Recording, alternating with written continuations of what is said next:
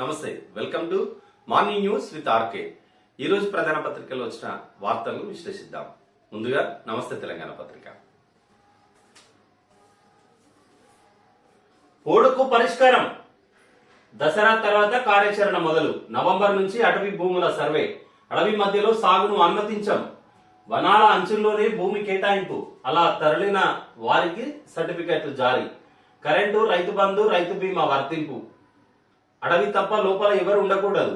గిరిజనులు అడవికి హాని తలపెట్టరు. బయట నుంచి వెళ్లే వారితోనే సమస్య. గజం అడవిని అన్యాక్రాంతం కానివ్వం. నిర్లక్ష్యం చేస్తే ఒక చెట్టు మిగలదు. సీఎం. రాష్ట్రంలో చాలా కాలంగా అపరిష్కృతంగా ఉన్న పోడు భూముల సమస్యను అడవి బిడ్డలకు ఏమాత్రం ఇబ్బంది రాకుండా పరిష్కరించడంపై ముఖ్యమంత్రి కేసీఆర్ దృష్టి సారించారు. సమస్యను వీలైనంత త్వరగా పరిష్కరిస్తామని అసెంబ్లీలో శుక్రవారం ప్రకటించిన ఆయన వెనువెంటనే అందుకు సంబంధించిన పనికి శ్రీకారం చుట్టారు. పోడు సమస్యపై ప్రగతి భవన్ లో ఉన్నత స్థాయి సమీక్ష నిర్వహించి అధికారులకు మార్గనిర్దేశం చేశారు. గిరిజనులతో అడవులకు ఎలాంటి ఇబ్బంది లేదని, బయట నుంచి వచ్చే వారితోనే అసలు సమస్య అని పేర్కొన్నారు. అడవుల రక్షణకు ఎలాంటి కఠిన చర్యలకైనా వెనుకాడబోమని స్పష్టం చేశారు. రాష్ట్రంలో పోడు భూముల సమస్యను పరిష్కరించడానికి ఈ నెల 3వ వారం నుంచి కార్యాచరణ ప్రారంభించాలని అధికారులను ఆదేశించిండు.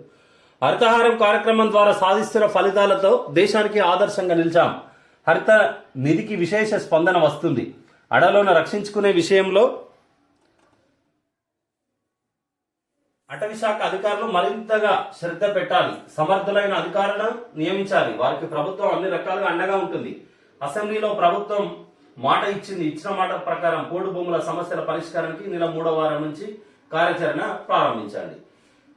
ఈ నెల 3వ వారం నుంచే కార్యాచరణ ప్రారంభిస్తున్నారట. గత కొద్ది సంవత్సరాలుగా ఈ పోడు సమస్య గిరిజనులకి, ప్రభుత్వానికి అంటే అటవీ శాఖ అధికారులకు మధ్య ఎప్పుడు సమస్యగానే ఉండేది. వీరు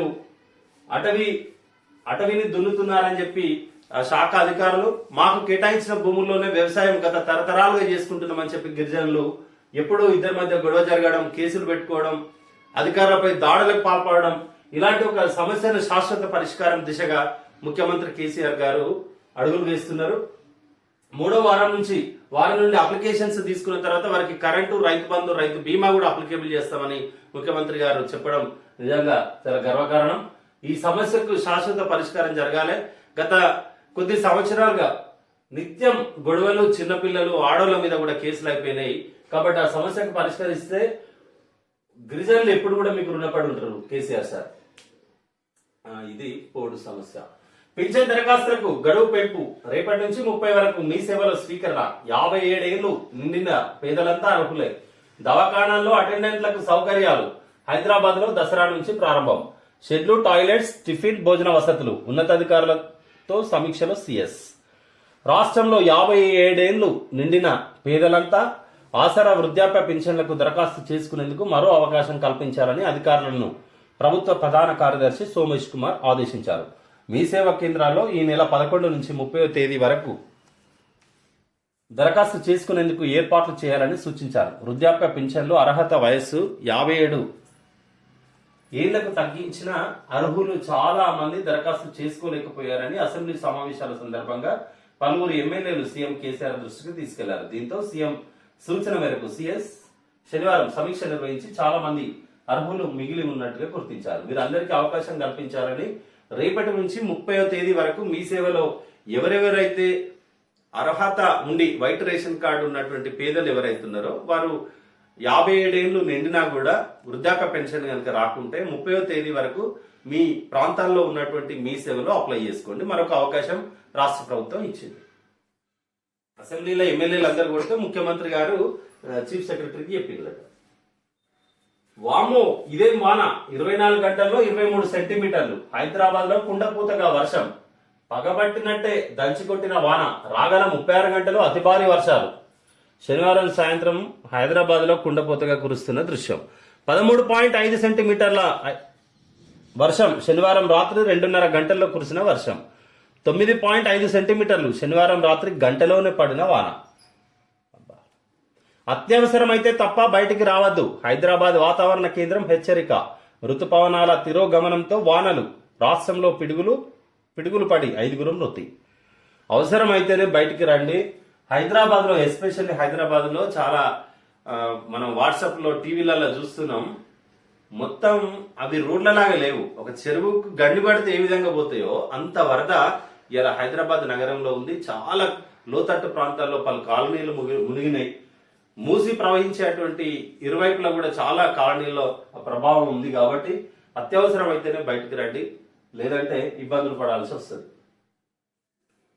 హైకోర్టు చీఫ్ జస్టిస్ గా ఎస్సీ శర్మ కొలీజియం సిఫార్సులకు రాష్ట్రపతి ఆమోదం. గెజెట్ విడుదల చేసిన కేంద్ర న్యాయశాఖ రేపు ప్రమాణం చేయించనున్న గవర్నర్.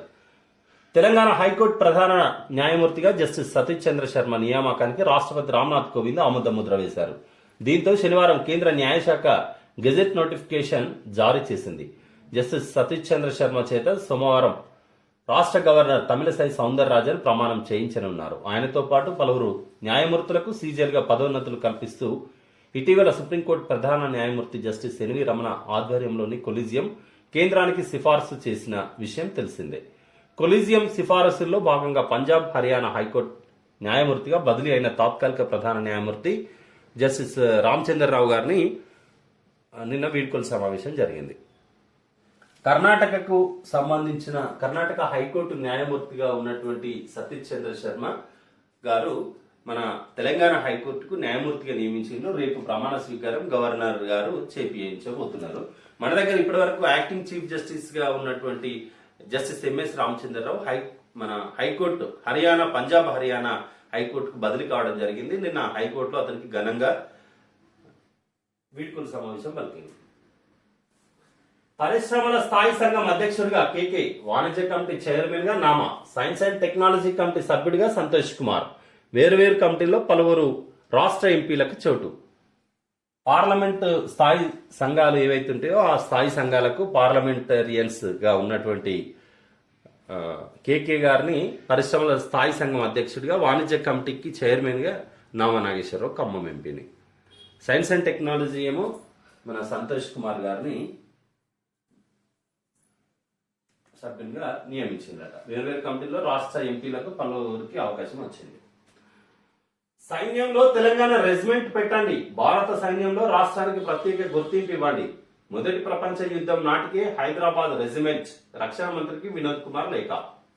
సైన్యంలో తెలంగాణకు ఒక ప్రత్యేకమైనటువంటి రెజిమెంట్ అంటే ఒక బ్రాంచ్ లాగా పెట్టండి అని వినోద్ కుమార్ లేఖ రాసిండు. మనకు భారత సైన్యంలో రాష్ట్రానికి ఒక ప్రత్యేక గుర్తింపు ఇవ్వాలి. మొదటి ప్రపంచ యుద్ధం నాటికి హైదరాబాద్ రెజిమెంట్ ప్రత్యేకంగా ఉంది. అప్పటికే మనది ప్రత్యేక రాష్ట్రం కాబట్టి హైదరాబాద్ స్టేట్ నిజాం ఆధ్వర్యంలో మనం నిజాం స్టేట్ ఉంది కాబట్టి మనకు సైన్యం వ్యవస్థ ఉంది కాబట్టి దీన్ని గుర్తించండి అని భారత సైన్యానికి లేఖ రాసింది. యూపీలో రైతన్న సమరబేరి. లఖింపూర్ లో జరిగింది ఉగ్రదాడి. పక్కా కుట్రతోనే అన్నదాతలపైకి కారు.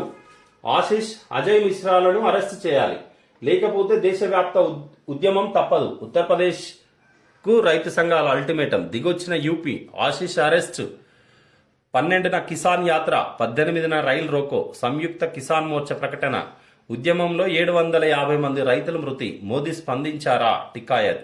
లఖింపూర్ ఖేరీ ఘటనను నిరసిస్తూ శనివారం ఢిల్లీలోని ప్రెస్ క్లబ్ లో విలేకరుల సమావేశంలో మాట్లాడిన అనంతరం ఐక్యత చాటుతున్న భారతీయ కిసాన్ యూనియన్ అధికార ప్రతినిధి రాకేష్ టికాయత్, స్వరాజ్ ఇండియా అధ్యక్షుడు యోగేంద్ర యాదవ్ తదితరులు. దగ్గర 1.5 year అవుతుంది అనుకుంటా. 1 year దాటిపోయింది. రైతులు ఏదైతే కేంద్ర ప్రభుత్వం తీసుకొచ్చినటువంటి వ్యవసాయ చట్టాలకు వ్యతిరేకంగా పెద్ద ఎత్తున రైతులు ఢిల్లీ చుట్టుముట్టు ఉద్యమాలు నడిపిస్తా ఉన్నారు. అక్కడనే టెంట్లు వేసుకొని ఇప్పటికీ స్టిల్ దే ఆర్ కంటిన్యూ. వారి అజిటేషన్ ఇంకా కంటిన్యూ చేస్తూనే ఉన్నారు. 750 మంది రకరకాల వాళ్ళు తీసుకున్నటువంటి ఉద్యమ క్రమంలో రకరకాల ఉద్యమ క్రమాల్లో 750 మందికి అమరులైలు. అయినా ఇప్పటికీ ఉత్తరప్రదేశ్ లో కేంద్ర హోంశాఖ సహాయ మంత్రిగా ఉన్నటువంటి ఒక వ్యక్తి కొడుకు మామూలుగా పోతున్నటువంటి రైతులపైకి తన వాహనాలను పోనిచ్చి దాదాపు 8 మంది మృతికి కారణమైండు. అతనే నిన్న సుప్రీంకోర్టు సీరియస్ అయితే నిన్న అరెస్ట్ చేసిండు. ఆ మంత్రిని కూడా వెంటనే బర్తరఫ్ చేయాలని డిమాండ్ చేస్తున్నాం. ఇది నమస్తే తెలంగాణ పత్రికలో ఉన్నటువంటి వార్తలు. ఇప్పుడు ఈనాడు హైకోర్టు ప్రధాన న్యాయమూర్తిగా జస్టిస్ సతీష్ చంద్ర శర్మ. ఏపీ హైకోర్టు ప్రధాన న్యాయమూర్తిగా జస్టిస్ ప్రశాంత్ కుమార్ మిశ్రా. 13 హైకోర్టుల ప్రధాన న్యాయమూర్తుల నియామకానికి రాష్ట్రపతి ఆమోదముద్ర. దీంతో మొత్తం 25 హైకోర్టులకు శాశ్వత సీజేలు. నిన్న మన హైకోర్టుకి సతీష్ చంద్ర గారు వస్తే, ఆంధ్రప్రదేశ్ హైకోర్టుకి ప్రశాంత్ కుమార్ మిశ్రా చీఫ్ జస్టిస్కి వచ్చిండ్రు. మొత్తం దేశవ్యాప్తంగా 13 హైకోర్టులకు ప్రధాన న్యాయమూర్తుల నియామకానికి రాష్ట్రపతి ఆమోదముద్ర ఇచ్చిండ్రు.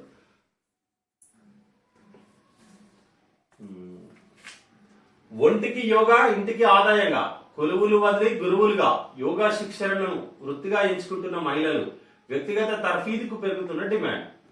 వృత్తిలో ఒత్తిడి, ఆహారంలో అసమతౌల్యం, జీవన శైలి అస్తవ్యస్తం, ఫలితం జబ్బులు.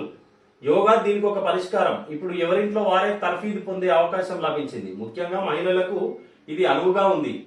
అలా నేర్చుకున్న అతివలు తామే గురువులై దేశ విదేశాల్లో ఉన్న వారికి శిక్షణ ఇస్తున్నారు. యోగా శిక్షణ వృత్తిగా ప్రవృత్తిగా మార్చుకుంటున్నారు. కార్పొరేట్ సంస్థలు, విద్యాలయాలు, ఆసుపత్రులు యోగా శిక్షకులను నియమిస్తుండటంతో వీరికి డిమాండ్ పెరిగింది. మెహదీపట్నానికి చెందిన షబానా ఇంజనీరింగ్ గ్రాడ్యుయేట్ ఆరోగ్య సమస్యల వల్ల యోగా అభ్యసించారు. వివాహానంతరం సౌదీ వెళ్లి శిక్షకురాలిగా మారారు. వరంగల్కి చెందిన గృహిణి శాలినిది ఇలాంటి కథే. డాక్టర్ శ్రీలత, డాక్టర్ రాధిక అమెరికాలో వైద్య వృత్తిని నిర్వహిస్తూనే కొంత సమయాన్ని యోగా శిక్షణకు కేటాయిస్తున్నారు. ఇలా ఇంకేంద్రం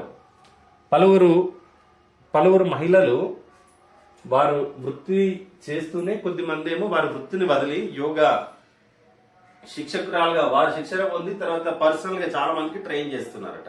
దీనివల్ల ఇటు ఆదాయం, ఆరోగ్యం. కాబట్టి మనం కూడా అందరం యోగా పట్ల దృష్టి సారించాలి. ఆరోగ్యమే మహాభాగ్యం. ఆరోగ్యంగా ఉంటే ఏదైనా సాధించవచ్చు, ఎన్నైనా చేయవచ్చు. ముందు ఆరోగ్యంగా ఉండాల్సిందే. బోర్డుల పరిధి కొలిక్కి స్వాధీనానికి మొదటి దశలో 29 కేంద్రాలు. ఇందులో శ్రీశైలం ప్రాజెక్టు కింద 7 గుర్తించిన కృష్ణానది యాజమాన్య బోర్డు ఉపసంఘం నేటి సమావేశంలో ఖరారు. రాష్ట్రాలు అంగీకరించేనా? కృష్ణా గోదావరి బోర్డుల పరిధిపై కేంద్రం ఇచ్చిన గెజెట్ నోటిఫికేషన్ అమలు దిశగా పూర్వ రంగం సిద్ధమవుతుంది. మొదటి దశలో 5 ప్రాజెక్టుల పరిధిలోని 29 కేంద్రాలను బోర్డు పరిధిలోకి తీసుకోవడానికి అవకాశం ఉన్నట్టు కృష్ణానది యాజమాన్య బోర్డు ఉపసంఘం గుర్తించింది. మిగిలిన చోట్ల 2 రాష్ట్రాలకు కొన్ని అభ్యంతరాలు ఉండడం వల్ల ప్రస్తుతానికి వీలు కాదని పేర్కొంది. ప్రాజెక్టుల వారిగా సిబ్బంది, కార్యాలయాలు, యంత్రాలు, పరికరాలు ఇలా అన్ని అంశాలపై సమగ్ర ముసాయిదా తయారు చేసింది.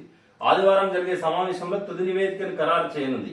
కృష్ణా గోదావరి బోర్డులకు సంబంధించి కేంద్రం జారీ చేసిన గెజెట్ నోటిఫికేషన్ అమలుపై 2 బోర్డులు 2 ఉపసంఘాలను నియమించాయి. ఇందులో కృష్ణా బేసిన్ కీలకమైంది.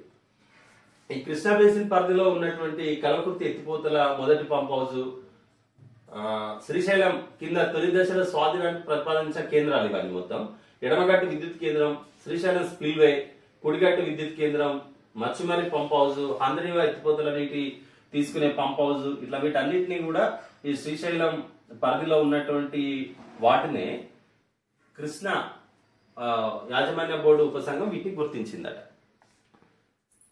ఇది మరి రాష్ట్రాలేమో వ్యతిరేకిస్తున్నాయి. ఏం జరుగుతుందో చూడాలి. మేఘం మళ్ళీ ముంచేసింది. రెండో రోజు గ్రేటర్ హైదరాబాద్ లో కుండపోత, సికింద్రాబాద్ లో 9.5 సెంటీమీటర్లు. సరూనగర్ సమీప కోదండరామ్ నగర్ లో ఇంట్లోకి వాననీరు రావడంతో తాళ్ల సాయంతో మంచాన్ని పైకి కట్టిన తీరు. ఎంత ఘోరమైన పరిస్థితి చూడు. చిన్నపిల్లలు ఉంటే మంచాన్ని పైకి కట్టేసిండ్రు. మొత్తం సరూర్ నగర్ ఆ చెరువు ఉన్నటువంటి కింది ప్రాంతం, ఆ కట్ట ఏదైతే మినీ ట్యాంక్ బండ్ ఉందో దాని కింది ప్రాంతం అంతా ఇది కోదండరామ్ నగర్ అక్కడనే వస్తుంది.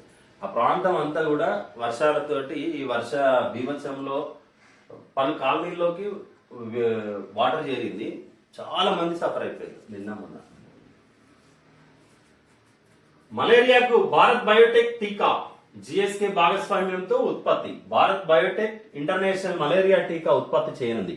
అగ్రశ్రేణి ఫార్మా సంస్థ గ్లాక్సో స్మిత్ కైన్ తో కలిసి ఈ టీకా అందించనున్నట్లు భారత బయోటెక్ ఇంటర్నేషనల్ ట్విట్టర్లో వెల్లడించారు. ఇప్పుడు అయిపోయింది. ఇవాళ ఈనాడులో ఇక్కడ కూడా అన్ని యాడ్స్ ఉన్నాయి. 550 కోట్ల నల్లధనం వెలుగులోకి, 142 కోట్ల నగదు జప్తు. హెటరో ఫార్మా గ్రూప్ సోదాలపై ఐటీ శాఖలో 550 కోట్ల నల్లధనం అట. 142 కోట్లు నగదే జప్తు చేసిండ్రు. 142 కోట్లు. వీళ్ళు ఎట్టకేలకు ఆశిష్ మిశ్రా అరెస్ట్. లఖింపూర్ కేరీ కేసులో సిట్ విచారణకు హాజరు. మొత్తానికి వీని ఆశిష్ మిశ్రా గారిని అరెస్ట్ చేసిండ్రు. వాడు మనిషా పశువ? అంత ఘోరంగా ఒక వ్యక్తిగత కక్ష ఉన్నట్టుగా పోయిండు వాళ్ళ మీదకి. ఒక ప్రజాప్రతినిధిగా ఉన్న కొడుకు ఎంత ఎంత బాధ్యతగా ఉండాలి. పోడు భూములపై కార్యాచరణ. ఈ నెల 3వ వారం నుంచి దరఖాస్తుల స్వీకరణ. అడవి మధ్యలో సాగును తరలిస్తాం. సమస్య పరిష్కారం అయ్యాక గజం కూడా ఆక్రమణ కావద్దు. ఉన్నత స్థాయి సమీక్షలో ముఖ్యమంత్రి కేసీఆర్. ఓకే, ఇది ఈనాడు పత్రికలో వచ్చిన వార్తలు. ఇప్పుడు ఆంధ్రజ్యోతి. ఆశిష్ మిశ్రా అరెస్ట్. 12 గంటల పాటు విచారించిన సిట్. పోలీసు విచారణకు సహకరించని ఆశిష్ అరెస్ట్ చేస్తున్నట్లు ప్రకటించిన డీఐజీ. లఖింపూర్ కీరిలో కదం తొక్కుతాం. 18న రైలు రోకో, 26న మహాపంచాయత్ ప్రకటించిన సంయుక్త కిసాన్ మోర్చా. నవజ్యోతి సింగ్ సిద్ధు నిరసన విరమణ. ఒక ఆశిష్ మిశ్రాను అరెస్ట్ చేస్తామని అఫీషియల్ గా డీఐజీ ప్రకటించిండ్రు. తర్వాత ఈ కిసాన్ మోర్చా, సంయుక్త కిసాన్ మోర్చా ఈ 18న రైలు రోకో, 16న మహాపంచాయత్ కార్యక్రమాన్ని కూడా అక్కడ ఉత్తరప్రదేశ్ లో తీసుకున్నాయి. కరెంటు పోతుంది. విద్యుత్ సంక్షోభం ముంగిట భారత్. బొగ్గు కొరతతో థర్మల్ ప్లాంట్లు కటకట. భారీ వర్షాలతో తగ్గిన బొగ్గు ఉత్పత్తి సరఫరా. అంతర్జాతీయంగా బొగ్గుకు పెరిగిన డిమాండ్. 2 ఏళ్ల కనిష్టానికి పడిపోయిన దిగుమతులు. దేశవ్యాప్తంగా పెరిగిన విద్యుత్ వినియోగం. పలు రాష్ట్రాల్లో ఇప్పటికే కోతలు మొదలు. విద్యుత్ వ్యవస్థలు కుప్పకూలే ప్రమాదం. బొగ్గు సరఫరా పెంచండి. రాష్ట్రాల లేఖలు. పరిస్థితి మారకుంటే ఢిల్లీలో బ్లాక్అవుట్. మరో 5 నుంచి 6 నెలలు ఇంతే. కేంద్ర విద్యుత్ శాఖ మంత్రి ఆర్కే సింగ్. 3 రోజుల్లో సాధారణ పరిస్థితి. బొగ్గు మంత్రి. ఆంధ్రప్రదేశ్లో ఒక్క రోజుకు సరిపడా నిల్వలే. తెలంగాణలో కేటీపీఎస్ లో వారం, మనుగూరులో 4, భూపాలపల్లి జెన్కో ప్లాంట్లో 17 రోజులకు సరిపడా నిల్వలున్నాయి. విద్యుత్ రంగంలో ప్రమాద గంటికలు మోగుతున్నాయి. దేశం విద్యుత్ సంక్షేమం ముంగిట నిలిచింది. కొన్నాళ్లుగా మర్చిపోయిన కరెంటు కోతలు, వాతలు మళ్లీ మొదలయ్యే ప్రమాదం కనిపిస్తుంది. దీనివల్ల ఇళ్లలో ఫ్యాన్లు, ఏసీలు ఆగిపోవడం మాత్రమే కాదు, పారిశ్రామిక ఉత్పత్తిపైన ప్రభావం పడి ఆర్థిక వ్యవస్థలు కుదేలయ్యే ప్రమాదం ఉంది. ఇంత ఉత్పాతానికి కారణం థర్మల్ ప్లాంట్లకు అవసరమయ్యే బొగ్గుకు తీవ్ర కొరత ఏర్పడడమే. విదేశాల నుంచి తగ్గిన బొగ్గు దిగుమతులు, దేశీయంగా ఉన్న బొగ్గు గనుల్లో భారీ వర్షాల కారణంగా పడిపోయిన తవ్వకాలు, రవాణాలో ఆటంకం, ఈ 3 కారణాలతో బొగ్గు సంక్షోభం ఏర్పడింది. థర్మల్ ప్లాంట్లలో కన్వీని ఎరగని రీతిలో బొగ్గు నిల్వలు తరిగిపోయాయి. దీంతో ఇప్పటికే పంజాబ్, తమిళనాడు, జార్ఖండ్, బీహార్, రాజస్థాన్ తదితర రాష్ట్రాల్లో విద్యుత్ కోతలు మొదలయ్యాయి. కోల్ ఇచ్చి కాపాడండి అంటూ ఏపీ, ఒడిశా, ఢిల్లీ తదితర రాష్ట్రాల సీఎంలు కేంద్రాన్ని కోరుతున్నారు. ప్రపంచ వ్యాప్తంగా బొగ్గు ధరలు 40% పెరిగాయి. భారత్ కు దిగుమతులు సైతం 2 ఏళ్ల కనిష్టానికి చేరుకున్నాయి. విద్యుత్ ప్లాంట్లకు బొగ్గు సరఫరా 60,000 నుంచి 80,000 టన్నుల మేరకు తగ్గిపోయింది. మొత్తం అంటే దేశవ్యాప్తంగా, ప్రపంచవ్యాప్తంగానే బొగ్గుకు డిమాండ్ ఉంది. ఇక్కడ వర్షాల ద్వారా ఉత్పత్తి తగ్గింది. సరఫరా, ఉత్పత్తి 2 తగ్గిపోయేసరికి ఇప్పుడు కరెంటు ప్రాబ్లం అయ్యేటువంటి అవకాశం ఉందని ఆర్కే సింగ్ కేంద్ర విద్యుత్ శాఖ మంత్రి చెప్తున్నారు. కానీ బొగ్గు శాఖ మంత్రి మాత్రం 2-3 రోజుల్లో ఈ సమస్య పరిష్కరిస్తామని చెప్తున్నారు. తెలంగాణ హైకోర్టు సీజేగా సతీష్ చంద్ర శర్మ రేపు రాజ్భవన్ లో ప్రమాణ స్వీకారం. ఆంధ్రప్రదేశ్ హైకోర్టుకు జస్టిస్ పీకే మిశ్రా. ఒకేసారి 13 మంది సీజేల నియామకానికి ఆమోదం. 8 మందికి పదోన్నతి. 5 సీజేల బదిలీ. సుప్రీం కొలీజియం సిఫార్సులకు గ్రీన్ సిగ్నల్. ఉత్తర్వులు జారీ చేసిన కేంద్ర న్యాయశాఖ. తెలంగాణ హైకోర్టుకు నూతన ప్రధాన న్యాయమూర్తిగా సతీష్ చంద్ర నియమితులయ్యారు. ప్రస్తుతం కర్ణాటక హైకోర్టు తాత్కాలిక ప్రధాన న్యాయమూర్తిగా ఉన్న జస్టిస్ సతీష్ చంద్ర శర్మ పదోన్నతిపై తెలంగాణ హైకోర్టు సీజేగా రానున్నారు. తెలంగాణ, ఆంధ్రప్రదేశ్ సహా దేశంలోని 13 హైకోర్టులకు కొత్త ప్రధాన న్యాయమూర్తులను నియమించాల్సిందిగా సుప్రీంకోర్టు ప్రధాన న్యాయమూర్తి జస్టిస్ ఎన్వి రమణ నేతృత్వంలోని కొలీజియం సెప్టెంబర్ 16న చేసిన సిఫార్సులను కేంద్ర ప్రభుత్వం 3 వారాల్లోనే ఆమోదించింది. ఓకే, ఈ మేరకు రేపు ఇక్కడ ప్రమాణ స్వీకారం చేయనున్నారు. మేం పల్లెకు పోం. 40,000 జీతానికి ఎవరొస్తారు? పల్లె దవాఖానాలపై వైద్యుల అనాసక్తి. రంగారెడ్డిలో 93 ఆసుపత్రులకు ఒక్కటే దరఖాస్తు. పల్లెలో రవాణా ఉండదు, సొంత బండిపై వెళ్ళాలి, సర్కారు ఇచ్చే జీతం ఏ మూలకు సరిపోదు. డాక్టర్లు మీ మీద ఒక్కొక్క వైద్య విద్యార్థి వైద్యురాలుగా తయారు కావడానికి ఈ ప్రభుత్వం అంటే ఈ ప్రజలు లక్షల రూపాయలు ఖర్చు పెడుతున్నారు మీ మీద. మరి పల్లెలో ఆ పల్లె నుంచి వచ్చిన బిడ్డలే కదా మీరు. ఆ పల్లెలో కట్టినటువంటి ప్రతి ఉప్పు మీద పప్పు మీద కట్టినటువంటి పన్నుతోటే కదా ప్రభుత్వం మీకు ఖర్చు పెట్టింది. మీరు ఎందుకు పోనంటారు? పోవాలి కదా. వాళ్ళది వారికి ఆరోగ్యం మంచిగా ఉండొద్దా?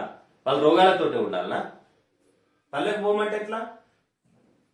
40,000 జీతానికి ఎవరు వస్తారు? పల్లె దవాఖానాలపై వైద్యుల అనాసక్తి. రంగారెడ్డి జిల్లాలో 93 ఆసుపత్రులు ఉంటే ఒక్కటే దరఖాస్తు వచ్చిందట. మీరు మా కార్పొరేట్ కి అలవాటు పడ్డారు. ఎక్కడ పోతారు? కార్పొరేట్ కి అలవాటు పడ్డాక ప్రభుత్వం బాజాబ్తా మిమ్మల్ని పంపిస్తుంది, పంపించాల్సిందే. మోసం గురు. తెలంగాణ ఆంధ్రప్రదేశ్ కైనా రాష్ట్ర విభజన మంచి చేసిందా చెడు చేసిందా అంటే ఇప్పుడు ఎటు చెప్పలేని స్థితికి చేరాము. విభజన తర్వాత కొంతకాలం పాటు 2 రాష్ట్రాలు అభివృద్ధిలో పోటీ పడ్డాయి. ఇప్పుడు ఆ పరిస్థితి లేదు. తెలంగాణ ముఖ్యమంత్రి కేసీఆర్ తొలి టర్మ్ లో రాష్ట్రాన్ని ప్రగతి మార్గంలో నడిపారు. కాళేశ్వరం వంటి ప్రాజెక్టులను పూర్తి చేశారు. హైదరాబాద్ మహానగరాన్ని కూడా అభివృద్ధి చేశారు. అధికారులు కూడా కొత్త మోసుతో పాటు తెలంగాణ సెంటిమెంట్ బలంగా ఉన్నందున రెట్టించిన ఉత్సాహంతో పనిచేశారు. ఫలితంగా విడిపోవడం వల్ల తెలంగాణకు మేలు జరిగిందని సమైక్యవాదులు కూడా అంగీకరించారు. ఏంది చెప్పొచ్చిన ముచ్చట.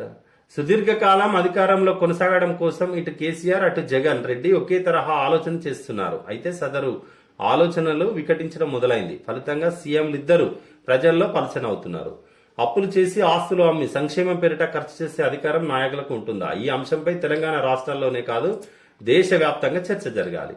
దేశంలో న్యాయ వ్యవస్థ ఇప్పుడు క్రియాశీలకంగా వ్యవహరిస్తున్నందున బడ్జెట్లో సంక్షేమం పేరిట ఖర్చు చేసే నిధులపై సీలింగ్ విధించడానికి చొరవ తీసుకోవడం అవసరం. పులి మీద స్వారీ చేస్తున్న రాజకీయ పార్టీలు తమంతట తాముగా ఈ పని చేయవు. ఈయన తట్టుకోలేకపోతున్నాడు రెండోసారి వచ్చిన తర్వాత. ఇది పూర్తిగా ఆంధ్రజ్యోతి పత్రిక ఈ రాధాకృష్ణ తెలంగాణ వ్యతిరేకి. ఆయన తెలంగాణ మొన్న ఒక ఇంటర్వ్యూలో చూసినాం. నా తెలంగాణ అని చెప్తున్నాడు. ఎట్లా తెలంగాణ అవుతుంది? నువ్వు ఎన్నడన్నా తెలంగాణకు సపోర్ట్ చేసినావా? నీలాంటి వాళ్ళ రాతలతోటి 1200 మంది బిడ్డలు ఆత్మహత్యలకు కారణం నీలాంటి వాళ్ళు. నువ్వు కూడా ఒకడు. ఎన్నడన్నా తెలంగాణకు సపోర్ట్ చేస్తూ ఒక రోజు ఒక ఆర్టికల్ రాసినావా? నీ ఛానల్లో ఏమైనా చెప్పినావా? ఇప్పుడు రాష్ట్ర విభజన మంచి అయిందా చెడైందా ఎటు చెప్పలేని పరిస్థితికి చేరినమాట. నువ్వు చెప్పలేని పరిస్థితికి చేరుకున్నావేమో. తెలంగాణ ప్రజలుగా ఇక్కడ బిడ్డలుగా ఈ తెలంగాణ రాష్ట్రం వల్లనే ఇవాళ మేము ఆత్మ గౌరవంతో ఉన్నాం. ఇక్కడ అభివృద్ధి జరుగుతుంది. ఇక్కడ పేద ప్రజలకు సంక్షేమం అభివృద్ధి జరుగుతుంది. సంక్షేమం అభివృద్ధి 2 పడవలపై ఇక్కడ నడుస్తుంది తెలంగాణలో. నీకు ఏదో నీకు జరగలేదని చెప్పి నీకు మంచిగా అనిపించలేదని చెప్పి ఎటు చెప్పలేని స్థితికి చేరాం. నువ్వెవరివా చెప్పడానికి ఎటు చెప్పలేని పరిస్థితి అని? మా ఆత్మగౌరవ పోరాటం దశాబ్దాలుగా జరుగుతున్నటువంటి పోరాటం, వేలాది మంది అమరుల త్యాగ ఫలితం. ఇక్కడ తెలంగాణ నాయకత్వం అద్భుతమైన పోరాట పట్టుకతో పోరాడి తెచ్చుకున్నటువంటి తెలంగాణను అభివృద్ధి వైపు తీసుకుపోతా ఉంటే ఎటు చెప్పలేని పరిస్థితికి చేరడమని దుర్మార్గపు రాతలు ఆంధ్రజ్యోతి పత్రిక. ఎప్పుడు కూడా తెలంగాణకు అండ్ టీఆర్ఎస్ వ్యతిరేకమే ఉంటుంది. అక్కడ జగన్మోహన్ రెడ్డి మీద ఎందుకంటే ఈయన చంద్రబాబు నాయుడు లేడు కదా. ఈయన చంద్రబాబు నాయుడు ఉన్నప్పుడట అభివృద్ధిలో పోటీ పడ్డదట. ఇప్పుడు జగన్మోహన్ రెడ్డి మళ్ళీ ఇక్కడ 2వ దఫా కేసీఆర్ వచ్చినాకనట మొత్తం అభివృద్ధి వెనకైపోయి అయ్యో ఎందుకు తెచ్చుకున్నాం తెలంగాణ అనుకుంటున్నారట. ఎందుకు విడిపోయింది అనుకుంటున్నారట.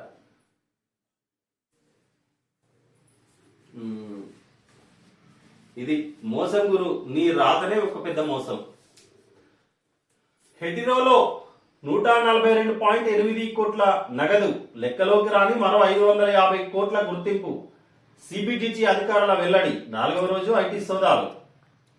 హైదరాబాద్ కేంద్రంగా పనిచేస్తున్న ఫార్మా కంపెనీ హెటిరో డ్రగ్స్ సంస్థలో 142.87 కోట్ల మేర నగదు లభ్యమైనట్లు కేంద్ర ప్రత్యక్ష పన్నుల మండలి సిబిడిటి వెల్లడించింది. శనివారం ఈ మేరకు పత్రికా ప్రకటనను విడుదల చేసింది. 6 రాష్ట్రాల్లో 50 ప్రాంతాల్లోని హెటిరో కార్యాలయాలు, ప్లాంట్లు, ల్యాబ్లు, డైరెక్టర్ల ఇళ్లలో జరిపిన సోదాల్లో ఇప్పటి వరకు 550 కోట్ల మేర లెక్కల్లోకి రాని లావాదేవీలను గుర్తించినట్లు వివరించింది. హెటిరో గ్రూప్ వివిధ రకాల ఔషధాల యాక్టివ్ ఫార్మాస్యూటికల్ ఇంగ్రీడియంట్స్ ను అమెరికా, దుబాయ్ తో పాటు ఐరోపా, ఆఫ్రికా దేశాలకు ఎగుమతి చేస్తుందని పేర్కొంది. ముందుగా వచ్చిన సమాచారం మేరకు ఏకకాలంలో ఈ సోదాలు చేపట్టినట్లు తెలిసింది. ఆయా కార్యాలయాల్లో రహస్యంగా దాచిన 2వ రికార్డు పుస్తకాలను నగదును గుర్తించామని తెలిపింది. బోగస్ సంస్థల నుంచి కొనుగోలు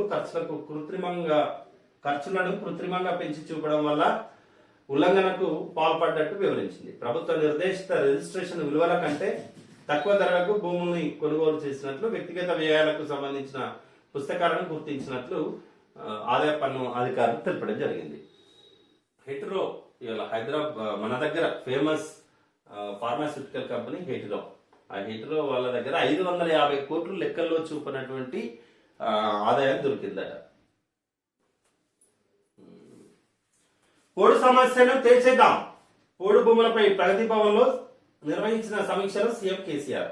3వ వారంలో కార్యాచరణ షురు. పోడు రైతుల నుంచి దరఖాస్తుల స్వీకరణ, భూమిని పరిశీలించి నిర్ధారణ, అడవుల మధ్యన భూమి ఉన్న రైతులకు అటవీ అంచనా భూమిని కేటాయిస్తాం, సర్టిఫికెట్లతో పాటు నీటి వసతి, విద్యుత్తు, రైతు బంధు, రైతు బీమాను వర్తింపజేస్తాం.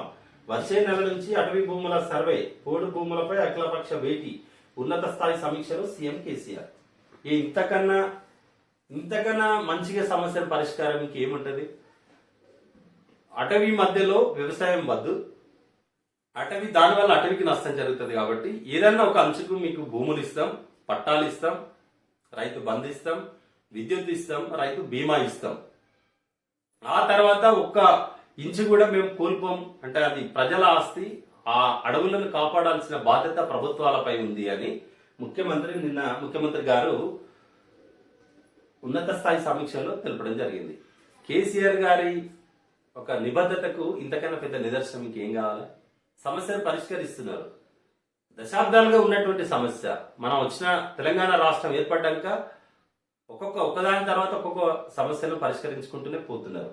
ఇప్పుడు ప్రధానమైనటువంటి సమస్య పోడు సమస్య ఉండే ఈ గిరిజనులకు అటవీ శాఖకు జరుగుతున్నటువంటి ఈ పోరుని కాపాడడానికి ముఖ్యమంత్రి ప్రయత్నిస్తున్నారు. పిడుగుల వాన. రాష్ట్ర వ్యాప్తంగా పలు చోట్ల ఉరుములు మెరుపులతో భారీ వర్షం. పిడుగుపాట్లకు వేర్వేరు చోట్ల 5 దుర్మరణం. పాలమూరు జిల్లాలో వాగులో పడి 2 మృతి. హైదరాబాద్ లో కుంభవృష్టి. ఇళ్లలోంచి బయటకు రావద్దని హెచ్చరికలు. కిలోమీటర్ల మేర స్తంభించిన ట్రాఫిక్. గంటల కొద్ది రోడ్లపైనే వాహనదారులకు నరకం. దిల్సుఖ్ నగర్ లో ఓ థియేటర్లోకి వరద. ప్రహరీకులు 24 బైకులు ధ్వంసం. వరి, పత్తి, మక్క, కంది పంటలకు తీవ్ర నష్టం. గండిపేట హిమాయత్ సాగర్ గేట్ల ఎత్తివేత.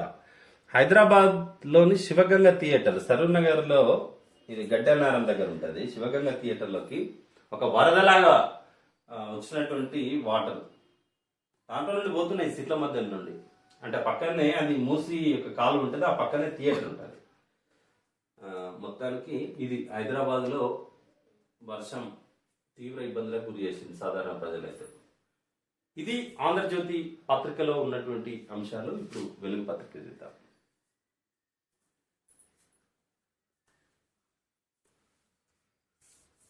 హైకోర్టు చీఫ్ జస్టిస్ గా జస్టిస్ సతీష్ చంద్ర. రాష్ట్ర హైకోర్టు ప్రధాన న్యాయమూర్తిగా జస్టిస్ సతీష్ చంద్ర శర్మ నియామకానికి రాష్ట్రపతి రామ్నాథ్ కోవింద్ ఆమోదం తెలిపారు. 2 రోజుల్లో బొగ్గు రాకుంటే ఢిల్లీలో చీకట్లే. దేశవ్యాప్తంగా థర్మల్ పవర్ ప్లాంట్లకు బొగ్గు కొరత తీవ్రమైంది. ఢిల్లీకి పవర్ సప్లై చేసే ప్లాంట్లకు మరో 2 రోజుల్లో బొగ్గు అందకుంటే రాజధాని నగరంలో చీకట్లు అలుముకునే పరిస్థితి నెలకొంది. 14 నుంచే అమల్లోకి గెజిట్. సర్కారు సైలెంట్. కృష్ణా గోదావరి బోర్డుల జ్యూరిస్డిక్షన్ అమలు గడువు దగ్గర పడుతున్నా మన సర్కారు మాత్రం తన స్టాండ్ ఏమిటో ఇప్పటి వరకు చెప్పలేదు. హుజరాబాద్ కు 3 నెలల్లో 4,000 కోట్లు. బైకోల్ ముంగట నిధులు కుమ్మరిస్తున్న సర్కార్.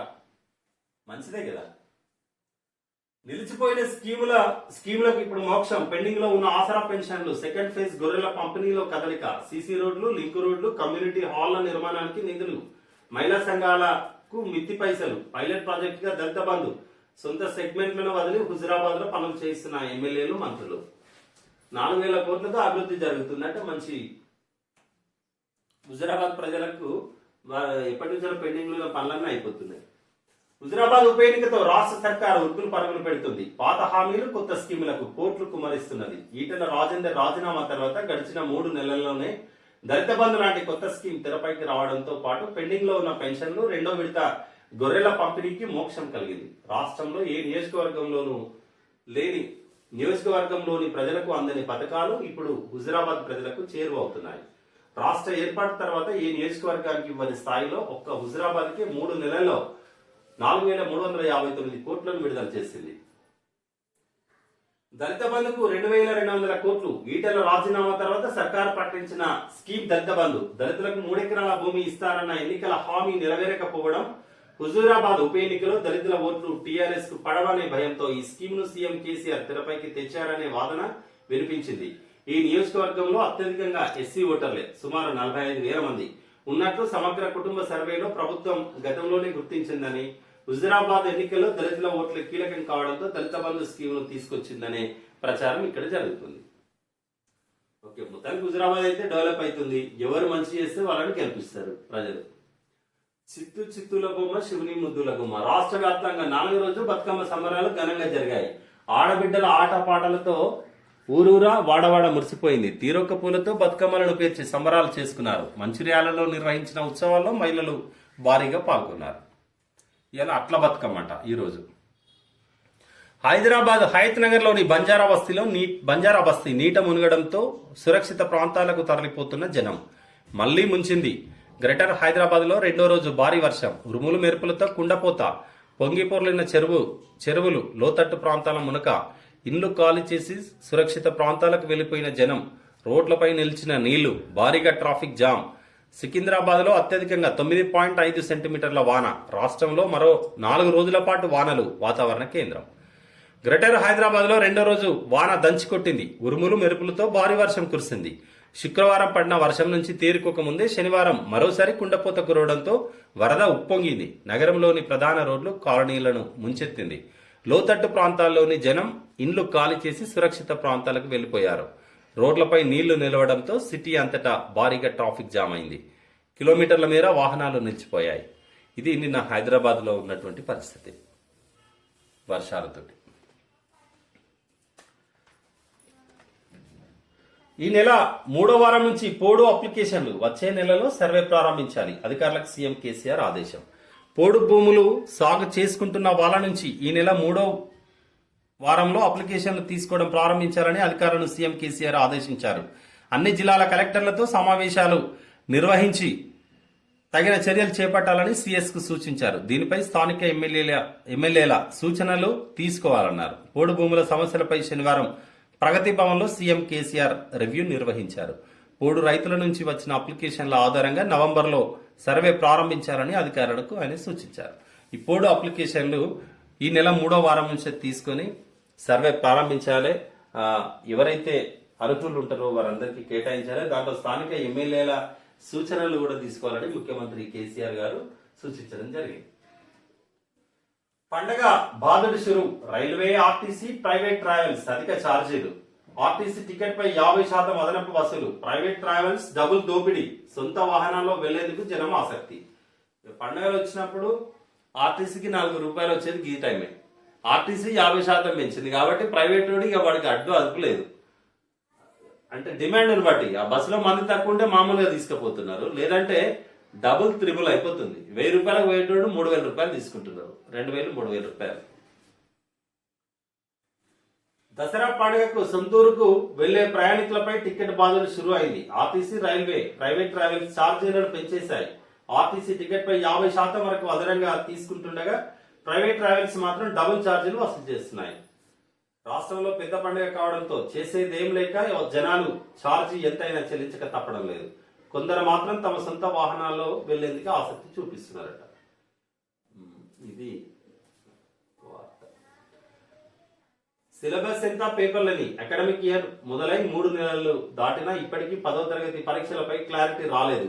2 ఏళ్లుగా బోర్డు ఎగ్జామ్ లేకపోవడంతో ఈ ఏడాది పరీక్షలు ఎట్లా పెడతారోనని స్టూడెంట్లలో అయోమయం ఉందట.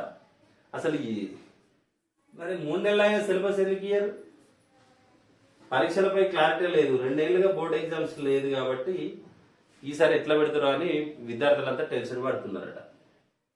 108 సిబ్బందికి జీతాలు లేవు. 108 అంబులెన్స్ డ్రైవర్లు, ఎమర్జెన్సీ మెడికల్ టెక్నీషియన్లకు 3-4 నెలలుగా జీవికే సంస్థ జీతాలు ఇవ్వట్లే. వచ్చే అరకొర జీతాలు ఇవ్వకపోవడంతో సిబ్బంది ఇబ్బంది పడుతున్నారని వాపోతున్నారు. 108 వాళ్ళకు జీతాలు ఇస్తలేదట జేవికే సంస్థ. అంతే కదా. ఇది ఈరోజు ప్రధాన పత్రికల్లో ఉన్నటువంటి వార్తలు. ఇవాళ అన్నిటికన్నా ఇక్కడ ఆర్కే ఏదైతే ఒక ఆర్టికల్ రాసిండో అది చాలా తీవ్రమైన అభ్యంతరకరంగా ఉంది. తెలంగాణ ఎందుకు వచ్చింది అనేటువంటి ప్రజల్లో ఒక విషయాన్ని నింపడానికి ప్రచారం చేస్తున్నట్టుగా ఉంది. ఒక నెగిటివ్ ఇంపాక్ట్ పడే విధంగా ఆ ఆర్టికల్ ఉంది. ఇది ఈనాటి పత్రికల విశ్లేషణ కార్యక్రమం. మా వీడియో మీకు నచ్చినట్టయితే లైక్ చేయండి, షేర్ చేయండి, మా అవర్ న్యూస్ ఛానల్ని సబ్స్క్రైబ్ చేయండి. Thank you.